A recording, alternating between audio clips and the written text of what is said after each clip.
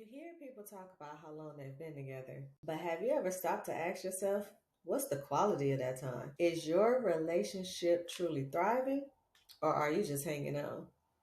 Is it the length, or is it the strength?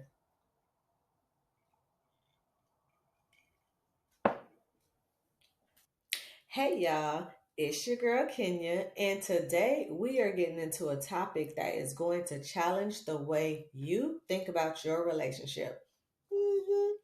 We've all heard people say, at least you're still together, as if longevity is the ultimate measure of success.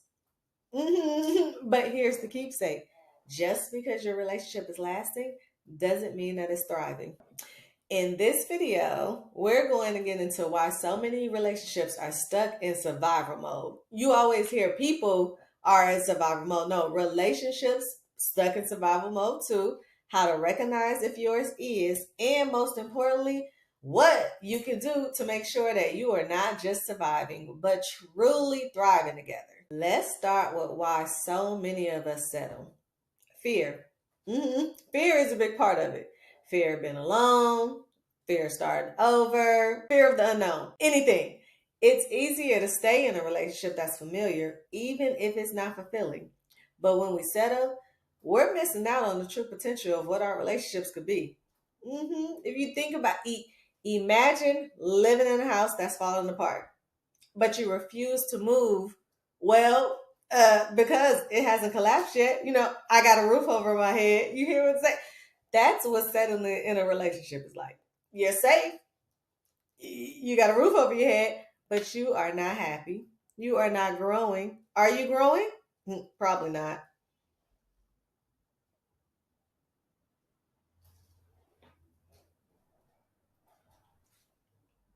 Are you growing? Probably not. So why do we stay? Because we've been conditioned to believe that longevity equals success. Think about it even in our careers. Longevity equals success, but that's a myth, a dangerous one at that. Now, let's talk about the myth that stability automatically means happiness. Stability is comfortable. Sure, it feels safe, but stability without growth, where they do that at? That's where the danger lies. When you confuse stability with happiness, you stop pushing each other to grow. You stop having these deep, meaningful conversations, and you stop challenging each other to be better. A stable relationship that lacks emotional depth isn't fulfilling. And over time, that stability can start to feel like a trap. Shackles, shackles, shackles on your feet. It's like being on autopilot. Everything's smooth, but you're not really going anywhere. Think about two different couples in your life. One might be stable but stagnant, and then the other is also stable, but they're actually engaging with each other, growing together. Think about it.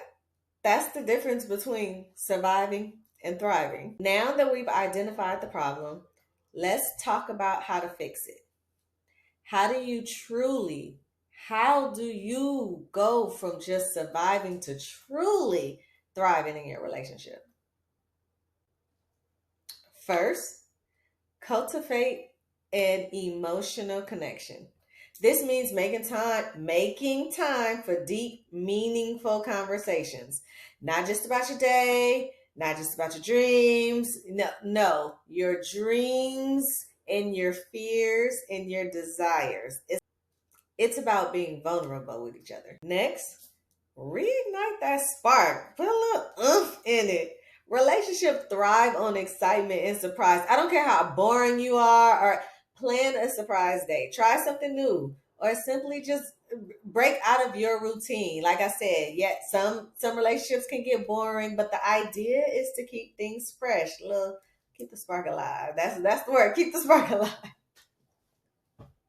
And third, number three, support each other's growth. Acknowledge it. This means encouraging your partner's ambitions, being their biggest support system and cheerleader, celebrating their success. When you grow together, you thrive together. Be the cheerleader. Go you, go me, go you, go me. Oh, always my biggest cheerleader. That's my favorite. Go me, go me. So go you. So go you.